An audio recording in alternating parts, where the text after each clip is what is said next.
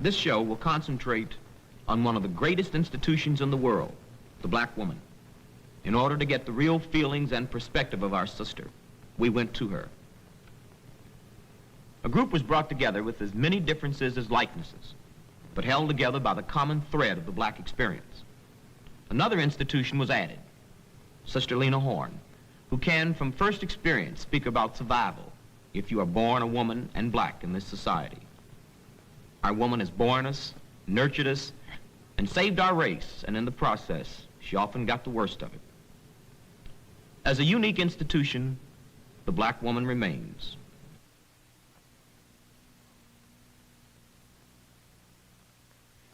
I believe the role of a black woman is to work for a just society, and the kind of a society in which children can grow up without fear, in which they can hope. Don't you think so? Really, you know, to boil it all down, black woman is the mother of civilization. That adds it up. She is. She's actually the mother, you know. That's it. She's the mother of the earth. She bears forth the fruit to fertilize the soil. I agree. I agree. I think we have overlooked the fact that black women have been for the white nation. They have sucked us dry. That we have nursed the children, we have fed them, we have done everything, put all our energies, all our work into working for the white family. And now it's time for us to take all our strength, all the strength that Monahan says we have. You know, we're supposed to be the strongest women anyway. It's time for us to take all our strength, all our milk, all of that, and put it into working for the black nation. I'd like to touch on something here. I'm glad you brought this up. And I don't know what reaction this is going to get because a lot of people jump at me when I say it.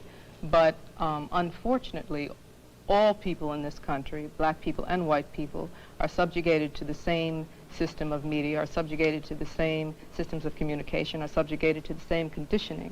And that's something we definitely have to reckon with if we're going to ever get through any of this stuff. Moynihan, that's sort of the name that's associated with that word matriarchy, definitely has to be dealt with. I'd like to deal with him face to face. Right. I think that unfortunately, a lot of us, black men and black women, believe in the myth of that matriarchy. And I think that belief engenders a lot of negative things. Number one, it says that matriarchy is inferior to patriarchy, which is a whole thing right there. You see that patriarchy is a sort of natural or divine order of things, which is not so. Two, that black men have believed and internalized the myth of white womanhood in this country and Anglo-Saxon impositions, so that they place us in relation to where white women are. There's two things a woman, I believe, being a black woman and a very proud black woman, can do for a man, make him or break him. And then you take into consideration how the black man has been berated by the white man. His woman, you know, adequately couldn't have the luxuries of another woman, born the same just like her. This man has to, you know, black men have stood by for a very, very long time and been humiliated by the system. He can't get the job that this fella can get. And you must understand that his wife might have to go on welfare. He has to stay in the humility of that. He has to watch the plumber duck if the welfare worker come in there. You understand me? He has always been like made to feel he's below the next man. So you must, all this you must come, you know, take into consideration. You know, now black men are learning, you know, that they're part. They're beginning to feel like a man. They're getting their dignity and their pride back. So he needs a woman to keep on pushing him. Vice versa, you know. When you say about, you know, in the system, this system has destroyed, actually, the black man. You know, because everything that we've ever done, there's no part of this country that you can say, if you touch that a black man didn't bring it in here. You know, everything that they built, they've never been able to share with it. I don't even want to hear that, you know.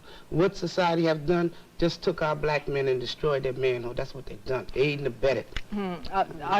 Please, I'm certainly not in disagreement. I'm in 200% agreement with everything you said. I think we all are. But mightn't it, excuse me, mightn't it be, you know, like, we understand that what the brothers are going through now, as you say, the cultural nationalism, but mightn't it all be very revolutionary, and you might be the better woman for understanding that they, at this point, they need you to walk a few feet behind them to get their manhood together. So if it takes that, then I'm going to do whatever the brothers need now. I mean, I've been doing a lot of research on slavery, and talk about wiping out and ripping off a people. They did it to the black man. They did it. And if it takes, at this point, a cultural nationalist say, you got to walk 4 paces behind me, baby, slow. If that might be revolutionary, I'll do that. I mean, I'm going to do anything at this point that's needed. Is that revolutionary? How revolutionary is it if one half of us is in condescension and a kind of almost fear, saying, walking 10 paces behind you, saying that in order for me to, quote, regain my manhood, maybe that's I have to deny you your right peoplehood. No. Is that revolutionary? I think we I'm really have to saying explore if somebody that. really needs that, I don't. We just have to do whatever we need to do to help that these says black to me men that get you together. really believe that there has been this thing called a matriarchy that, as Moynihan I put it, believe we've been ripped off as a people. Black people have been ripped off. No, we haven't been ripped off. but you're not dealing with the internal thing that really... I take that back. Black people hasn't been ripped. Black people have been raped of every ounce of human things that's entitled and due another human being. Right. Do you know how we that's really what it can't is. get this together? And really, because to me, this is very alien, and we shouldn't be sitting here talking about defining something which has been defined for us. We should be about redefinition. And I don't particularly care whether I walk alongside, in back of, or in front of. That is going to have to be defined for me by my man. We know too well what our being is all about in the United States of Europe. We have to deal with that. That's why I started out by saying, are we talking about changes within existing systems? Because that's all we're talking about. We're talking about a black nation within a European nation. And if we have to deal with that, then let's redefine our own culture and stop being a subculture. Stop worrying about the man. That's deifying him. Who is the man? You know. I agree with you, except, sorry, go ahead, Amelia. No, I just wanted to mention in terms of cultural nationalism and what, brothers feel. I don't know, if it's all true that brothers would like you to walk 10 paces in back of them. But I do know that we do have a definite role, and until we play our definite role, they cannot play their definite role. And our roles are complementary, complete and make perfect that which is imperfect. And that if we go about being the inspiration of the nation, and again, educating the children of the nation, and participating in the social development of the nation, that it would be no problem. And when we say we should not discuss things, we start out to discuss them. Like, why raise Moynihan if he's invalid? Don't raise him. Don't talk about him. I really believe this very strongly, that as much as we would all like to say that and struggle every day re-examining ourselves to do just that, that we are, unfortunately, very much a part of that dominant culture. It does affect us. Now, if it didn't affect us, we wouldn't be fighting crackers. And that's the truth of it. If it didn't affect us, we wouldn't get mad about what Mr. Moynihan writes. And if it didn't affect us, certain people would not react to the myth of the matriarchy in the way they do. And that's why it has to be exposed and destroyed. It's not that I really want to spend time talking about Mr. Moynihan. It's that I think that we have to get rid of the illusions, we have to get rid of the poisons, we have to get rid of the lies. And one way to do that is expose it and dissect it. Another way, if we create a new life, a new value system, and live it as an example. That's what I'm talking about. That's it. That would probably be the That's best it. way, because then people could see it as a living thing and not as a theory. Because what we need to do is to reestablish a new value system. That's what black people need, a value and system. exactly, and how do we go about that? We go about it the way you go about daily work. First of all, you decide what you want. You establish your value system, you start to live it. And the people in your community, you start talking to your neighbors. You get yourself together first. Exactly. Then you get your community together. We're in agreement. Then you get your neighborhood together. We're in agreement. Right. And then you can move on out. But in the beginning, you got to make sure you got yourself together. Right. You know, Okay. you have to start right here.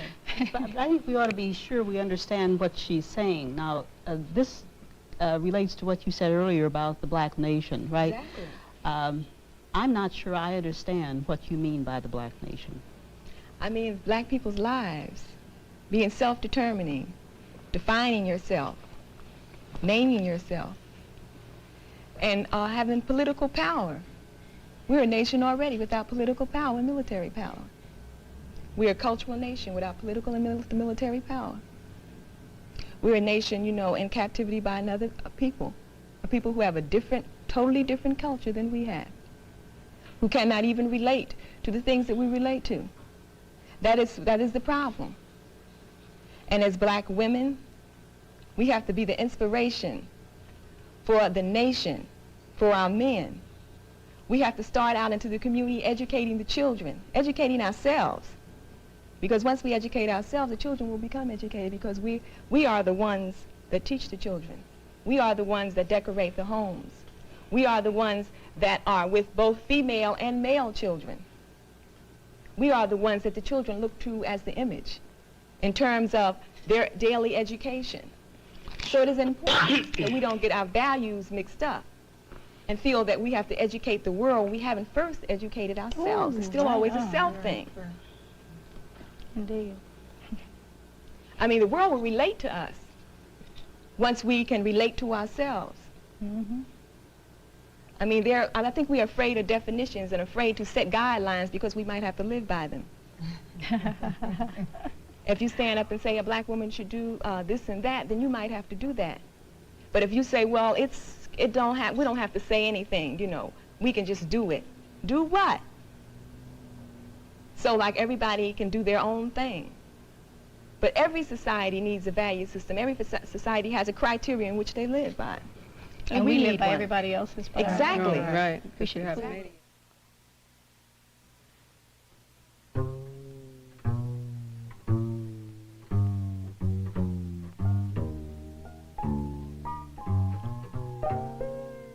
I'm a cotton field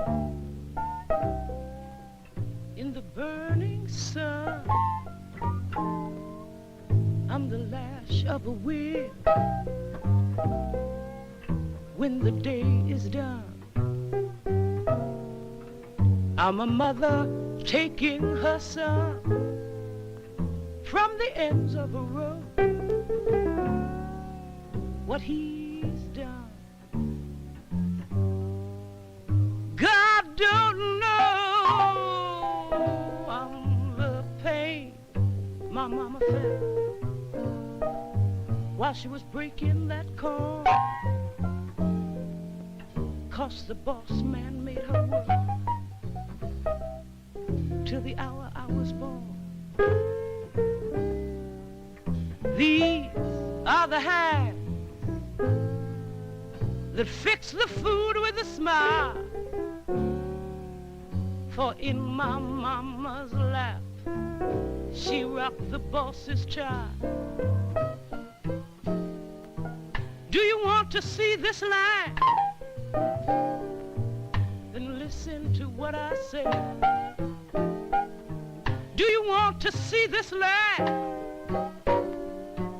Look in my face. I'm a soldier on a battlefield, far away from home, who's fighting for something he's never known. A ghost from my past guides me from day to day, and to know I'm going right keeps me on my way.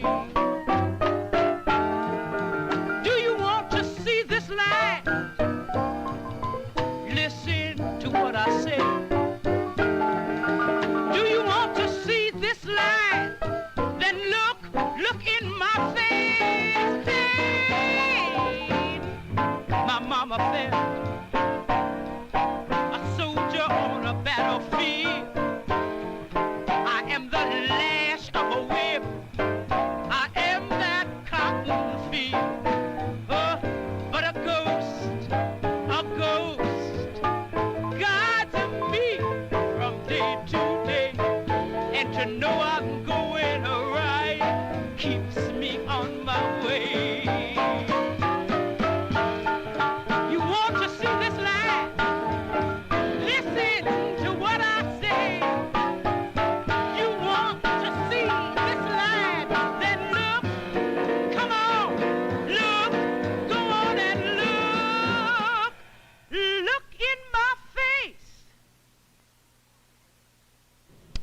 poem for a lady whose voice I like. So he said, you ain't got no talent. If you didn't have a face, you wouldn't be nobody. And she said, God created heaven and earth and all that's black within them. So he said, you ain't really no hot stuff. They tell me plenty sisters take care of better business than you. And she said, on the third day he made chitterlings and all good things to eat and said, that's good. So he said, if the white folks hadn't been under your skirt and been giving you the big plate, you'd have had to come uptown like anybody else. And she replied, then he took a big black greasy rib from Adam and said, we will call this woman, and her name will be Sapphire, and she will divide into 4 parts that Simone may sing a song. And he said, you're pretty full of yourself, ain't you? So she replied, show me someone not full of herself, and I'll show you a hungry person. That's the poem I did for you. Yes. I think I should probably tell you, you know, maybe other people don't, that I had that said to me in 1942. I worked at the Howard Theater in Washington, and a black band leader told me, there's millions better looking, sing better, and it hadn't been for you being picked by white folks, you know, you couldn't make it. And it stuck with me a long, long time in my life, and I'm still trying to learn how to sing, but I say inside every black woman, there's an Aretha screaming to come out. You better believe it. And that's me. That's, yeah. You know, I don't think it, you are the most imitated singer, black or white, as they say, in the world. I think that happened because I was picked to, like the man said, I was picked at that time to be what they thought a black woman was like. I was picked even before my own development, and when they picked me, they found they had a tiger by the tail, because they really didn't know what was inside of me. And I was made to look like someone not me. I was made to look like I had to learn to sing, and I was not allowed to imitate rhythm and blues records because they weren't played very much, and I was raised by middle-class people who didn't believe in singing the blues. And I was made to look like Hedy Lamarr and so forth and so on. That's way before your time. Oh, nobody remembers Hedy Lamarr. Nobody remembers that. But I think then the girls who began to have the opportunity at that time, because they had finally opened the way for one, they began to put them into the same image too. And so we had a whole decade or so of girls who thought it expedient to imitate me because I was making it, you see. They say you've been trying to change your image. I don't know what that means. Well, I think what it means probably is that since Greensboro, as recent as that, and sit-ins, I was able to flee my establishment stereotype because young people had freed me. And I think that since I always have been what I am inside, that I've been able to survive because they really didn't kill anything black in me.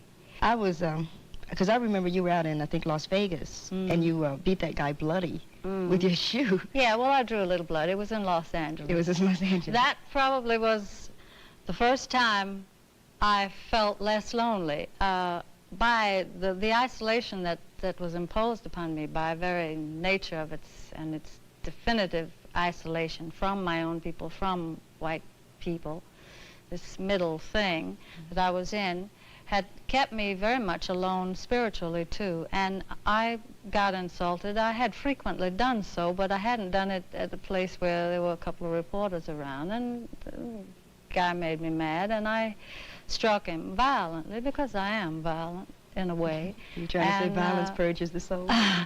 No, he just made me mad, and sometimes your madness just mounts into, you know, beautiful madness. And I struck him, and I got tons of mail and letters and telegrams from black people who said, you know, hey, thank you, and how wonderful, and all. I said, my God, I'm not alone, and that was in the 50s. I had lived a long time without that feeling. And there are so many young black people now who I see doing things that are revolutionizing me and the world. Let me sort of ask a question that might be difficult. Like you grew up with, not grew up with, but professionally with Billie Holiday and Dinah Washington. Yes. And you survived, and they didn't. Do you? I'm sort of asking, I guess, to respond to that. Like, why? Can you? I don't know. I didn't want anybody to kill me. I think I didn't want them to destroy me. I mean, let's say I won't say hate because it's very bad, and I've not allowed myself until recently to love and open myself up to love. I was strengthened by my active disinvolvement, hidden, but it kept me surviving, and I think my background, my people must have. I find great migrations made by my great-great-grandmother on both sides that I didn't know anything about until I was in my 40s, and they survived, and it must be in us. Yeah. I'm sorry that, you see, I loved Billie very much, and I loved Dinah, and they were both very gentle women to me. They were very good to me when I was starting. And I think I began to know about the sisterhood during those years. You had a personal tragedy. Your father died, and then your son. Yes, this past 6 months I've lost my father and my son, and they were both black men that I was denied until I was along in my years. My father and my mother separated when I was 3, and my son was taken from me when he was 3. But I got to know them when I was older, and they really fulfilled a great deal. When you got ready to marry Lenny Hayden, one of the statements that you made was that you didn't have the strength to marry a black man. How would you? I had married first a black man, and I wasn't a big enough woman to help him. I married him because I had nobody. I ran away from life as a chorus girl at 16, and a stepfather who was white that I didn't understand. And then I found out how difficult it was for a black man to live at that time and to exist. And I failed him. I didn't know. I didn't have enough consolation in myself because I'd never had it to give to him. What do you think about the Angela Davis case? What do you think about Angela? I think that I hate to see another one about my young women being destroyed. When Angela was arrested, they had a thing uptown. Her mother came, her sister was up there. And one of the parents at 13, I believe, one of the young ladies, was saying, you know, they can say Angela is beautiful, and they can say she's brilliant, but she's right in the same women's detention home that the sisters that walk the street are in. What I'm so afraid of is this actually is a calculated, genocidal move in many instances, because the threat of this kind of strength that these young people have, which may not always be comparable to the kind that our ancestors had, is so positive and so fearless that it frightens people. And I don't want to see this continue, but sometimes I worry that it's a concentrated, thought-out effort to not have a young generation so strong and so beautiful.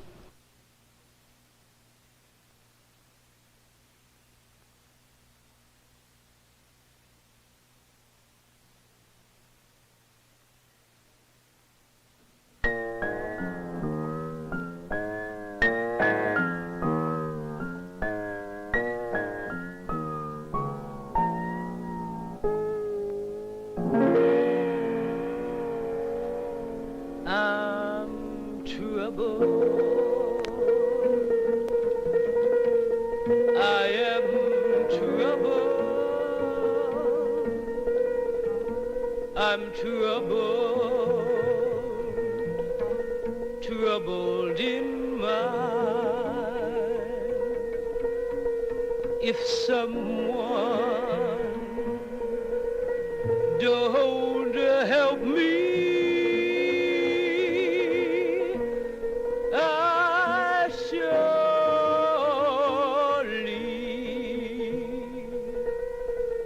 will die. Trouble, trouble, I'm troubled in mind. Oh, trouble, trouble, trouble never leaves me behind. If someone don't help me, I surely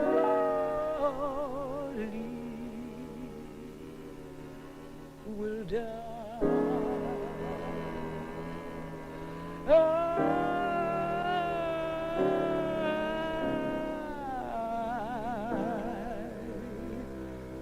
will die. I'll die.